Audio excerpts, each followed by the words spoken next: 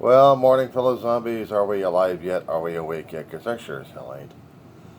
It's about a little after 9 o'clock in the morning, West Coast time, on a Tuesday, the 21st of April, 2026.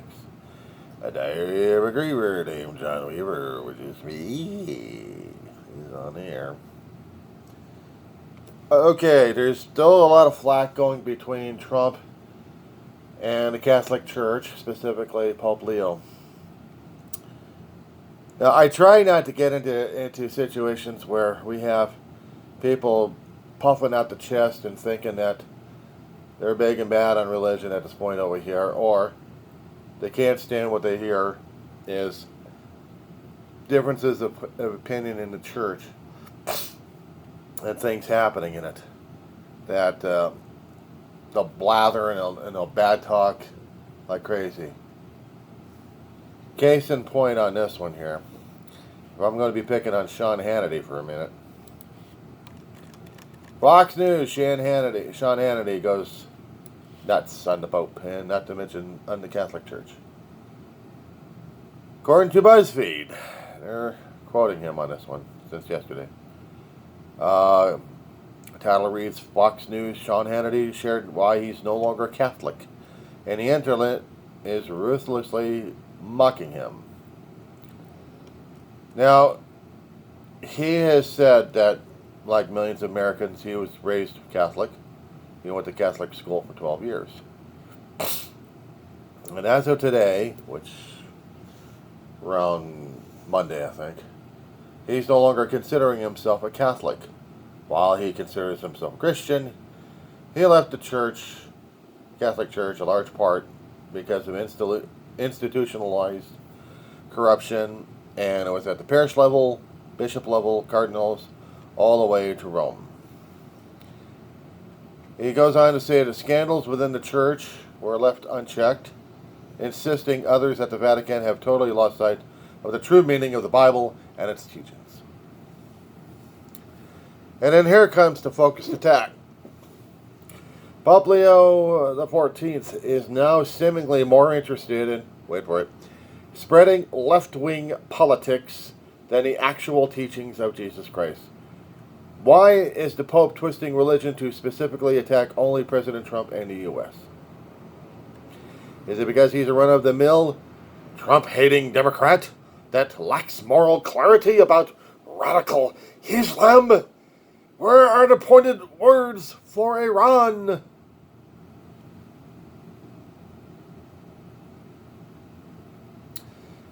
Of course, the Pope's going to be firing back on this one. The messages that Hannity's referring to was some of the stuff being posted on X. At one time, back in March 29th, Pope Leo said, King of Peace. He did not arm himself or defend himself or fight any war. He revealed the gentle face of God, which always rejected violence. Always rejects violence, but I like rejected anyway. Rather than saying he allowed himself to be nailed to the cross, embracing every crossbone in every time and place throughout. There was another one. This is our God Jesus, King of Peace, who rejects war, whom no one can use to justify war. He does not listen to the prayers of those who wage war, but rejects them, saying, even though you make many prayers, I will not listen to your hands. I will not listen. Your hands are full of blood. And this was also on the 29th. And there's a hell of a lot more replies to that one. And yet, according to the article, it said Trump clearly took the church cries for peace as a direct attack. And the long diatribe of Trump is listed. So now people are going after Hannity by joining the Catholic Church because Hannity isn't. Because Hannity can't stand left-wing politics. Can I remind something about this asshole here that history always eludes this son of a bitch? Now, I am no expert. We'll put that on official records. So 60 years, I've learned a little thing here and there. The Bible had never gone after the Roman Empire. But the Roman Empire always felt threatened, and so did the Pharisees. The Pharisees did. Because their power was about fear-mongering, stoking anger, stoking bitterness, stoking the uglier side that the Old Testament kind of brought out with people for revenge. God will do revenge to us if we are subject to Him. He will respond to our prayers for revenge. He will right our wrongs. He will. And all people have read in the Old Testament, it's like right after Adam and Eve, is revenge, revenge, revenge, revenge, revenge. What was it? Cain and Abel? Story of Cain and Abel right after Adam and Eve left the Garden of Eden. They got tricked by and made the decision not to obey God's will. Was it a test? Was it not a test?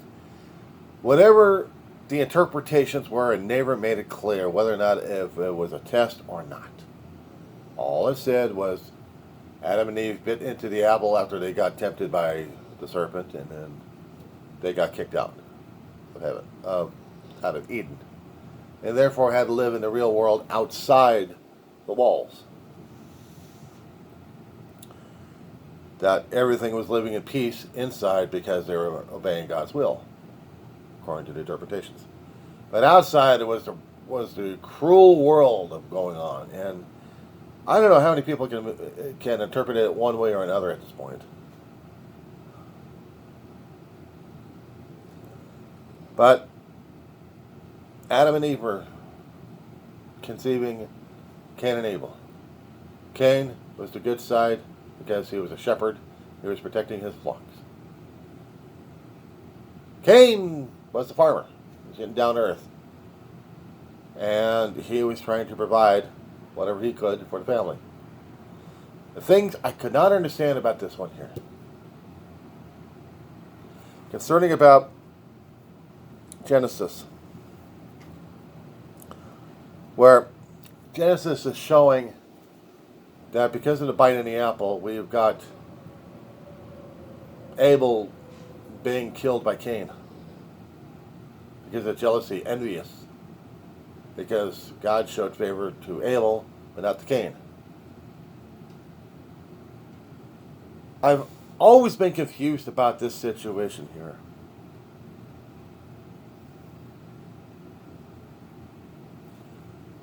If God wanted to punish Adam and Eve, why have the ground fertile enough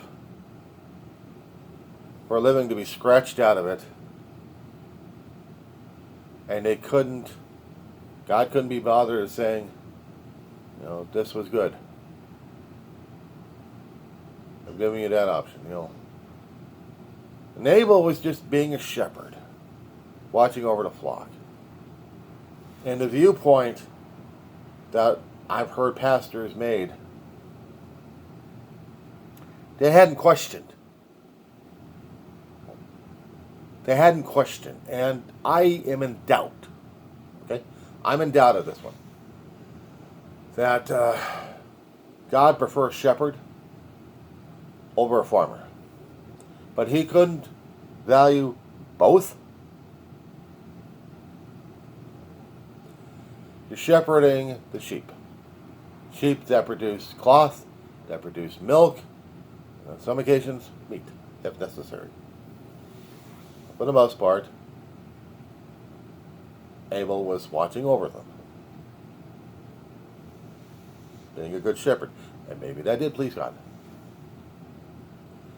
Being a farmer trying to dig food out of the ground to sustain the family wasn't pleasing to God either, even though the produce was being made for them.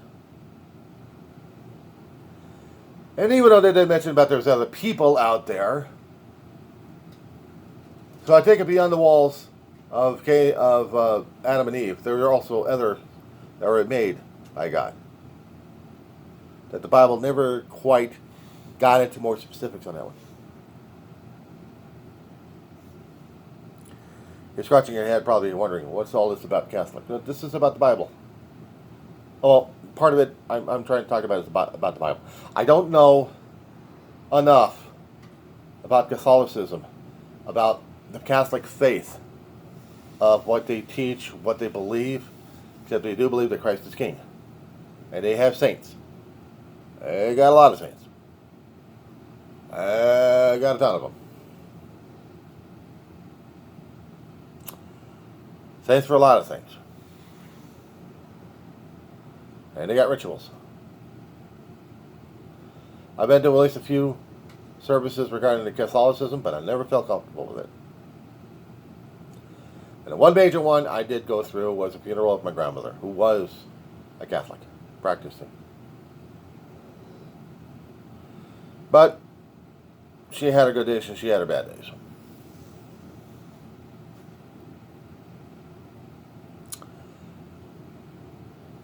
My understanding, when I kept going through it in my head, and I even listened to a children's version of the storybook Bible that was given to me as a Christmas present as a kid a long time ago. I'd listen to it from time to time, back then as a kid. I lost it a long time. I lost it as an adult. Part of a collection I got sold off. A lot of LPs. But even in this, they were trying to say that there was wickedness because Cain had it. I probably blamed it back at the apple again, where he struck down Abel, and God was displeased, and Cain was afraid to see and talk to Adam and Eve about it, and then God confronts him, and God's going to strike him down. There was always something screwed up about that damn story. Upon Cain's pleading to God that people will hunt him, kill him, do stuff, God gave him a protection, gave him an ugly face or something like that, a mark on there that people look at and say, oh no! Where'd the people come from? Did it come out of Adam and Eve? Or were they also created after Adam and Eve? Or was it before? See, it was never clear enough in my head regarding the Genesis. There was always that screwed up in there somewhere. But if there were people somewhere mentioned, where the hell were they? Who the hell were they? You have tribes popping up left and right. Different ways of worshiping a deity. And yeah, there's a lot of stories about people going after each other because they don't like this religion or that religion and going after each other left and right.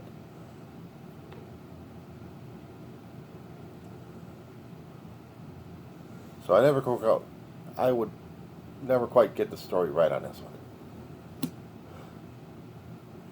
But how is it this guy Hegseth preaches the Bible to people, and Trump's going to do the same thing this week? And worse off, you got Sean Hannity, who claims that he was a Catholic for 12 years, going to a Catholic school, and now he swears off on that damn thing. Even a Catholic school, they would have been giving him history concerning about the Catholic Church. Besides maybe different colored versions of how history was created. And history is not one viewpoint. It is of many viewpoints. Keep this in mind. History is made by the viewpoints of others who observed, written down, documented, that we can understand and learn from there about what happened back then. The Bible's just used this the same way when it comes down for scholars in colleges and universities. They wouldn't look at for the theatrical, faith-based. They'd look at it for the historical information, that if they can't find it anywhere, they'll try to use the Bible if they can. I know because I've got professors at my community college do the same damn thing. In the Western Civilization class, they do it. So it gives them a little bit of an insight of what was going on during the time when they're scratching out things on tablets, stone tablets, and trying to get those things preserved. Dead Sea Scrolls helped a hell of a lot, I'll tell you that much. But did Sean Hannity ever figure this shit out in the first place? No. Because he looks at the politics at this point and they're thinking, well, the politics of today is so screwed up. And I'm thinking, Sean, you are so fucked up. You don't get it. History was always colored like this. There was no straight white version of it. There was always multicolored in a spectrum that created that vision that we got. What I mean is, you take a white light to a crystal prism or a crystal glass or goblet, and you see light reflection. This is science. You see a spectrum of light at different colors, but coming out of one light source.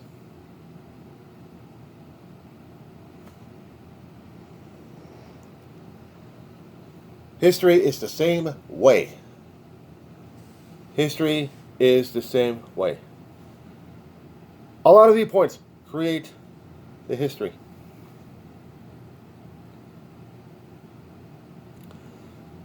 Sean doesn't get it because he thinks today's Catholicism has always been left-wing. He keeps forgetting Catholicism had a way of controlling history, controlling the kings through faith, through belief. The Dark Ages, the church was a powerful group. I mean, yeah, you had your kings, and you had your barons, and you had your feuds going on left and right. But they always listened to the church. And who had the church? The people. The papacy. Where'd it come from? Came from the teachings of Jesus Christ throughout the centuries. And whoever was governing. You see, the Roman Empire split itself. Why did we call it the Holy Roman Empire? Or the Holy Roman Church? We thank the Roman Empire for that one. Rome, as in part of Italy, as in where the Vatican is. They controlled history. They controlled the events happening. If they wanted to do a Holy Crusade, they'd tell the kings, get a Holy Crusade on. We got to take the Middle East again. We got to make it Christian again. And they did for a time until they got beaten back. If they had studied the original, actually, if they studied the Old Testament in there was one guy who actually had two kids with two different women, and one was a handmaiden, and the other one was a wife. I'm always getting the story screwed up on this one here, but in one you would have the children of Israel, and the other one you would have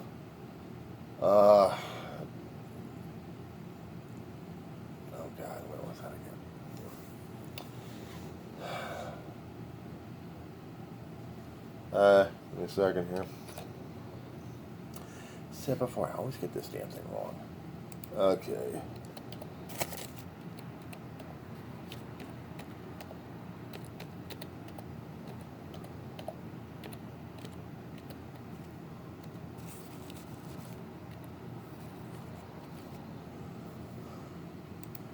Okay.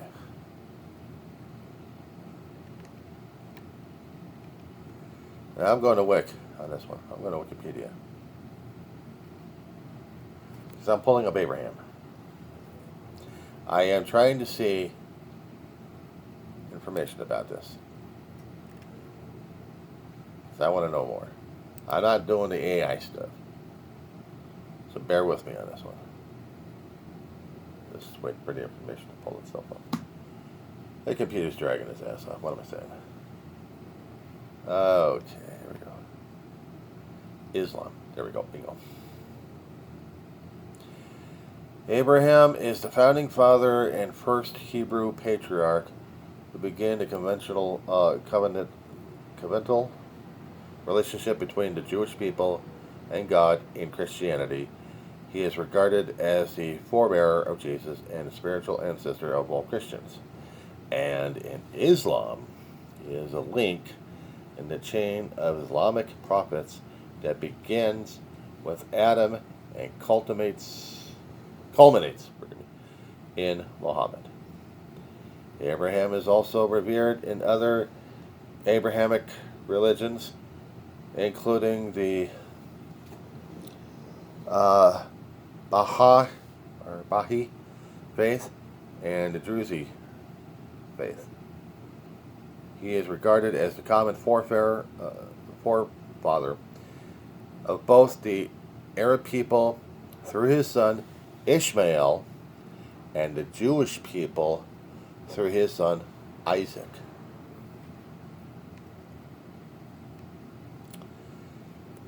If you guys want to see something that'll talk about a little bit of this information here, you'll have to stretch yourselves on this one.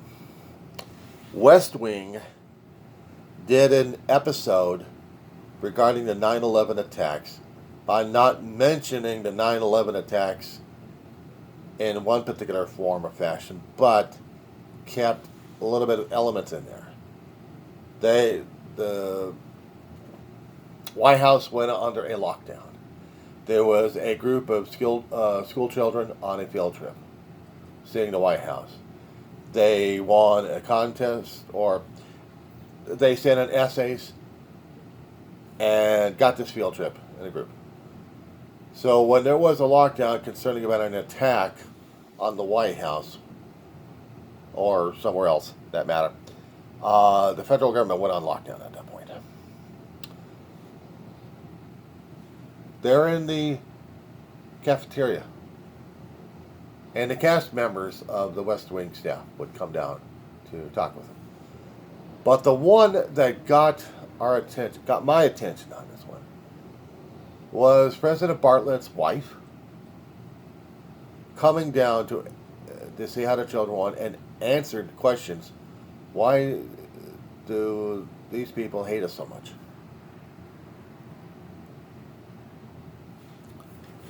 And she was trying to bring out elements of the Bible to talk about Abraham being the father of two nations, Islam and Christianity.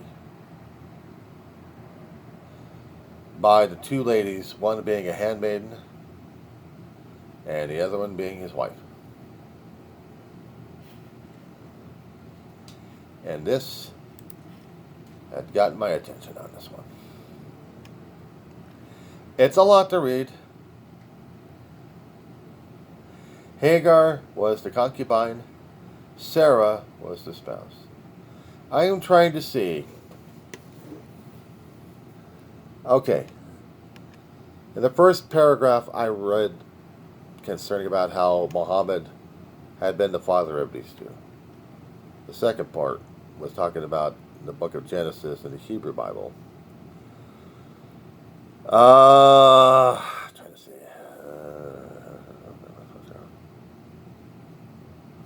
Okay. He is said to have been called by God to leave the house of his father Terah and settle in the land of Canaan, which God now promises to Abraham and his progeny. The promise is subsequently inherited by Isaac, Abraham's son by his wife Sarah, which Isaac's half-brother Ishmael also was promised that he will be the founder of a great nation. Abraham, okay.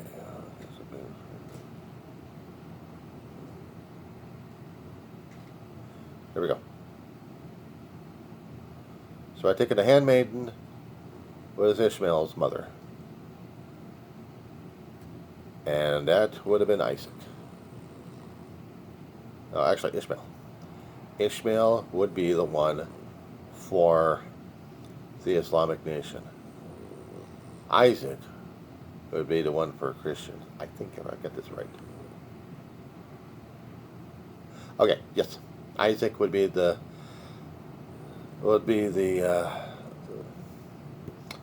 seed for the Jewish people, and Ishmael would be the seed for the Arab people. Get this link and I'll send it back into the descriptions or even put it to the comment post so you guys can read this stuff.